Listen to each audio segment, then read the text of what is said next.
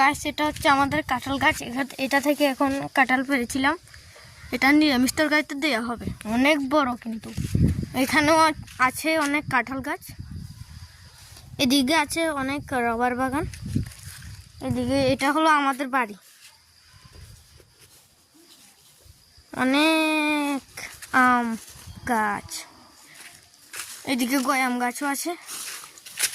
তো এই গাছটা কে কে চিনো? আমরা আগর গাছ নামে চিনি। এটা তোমরা কি গাছ, কি নামে চিনো অবশ্যই কমেন্ট বক্সে বলবে।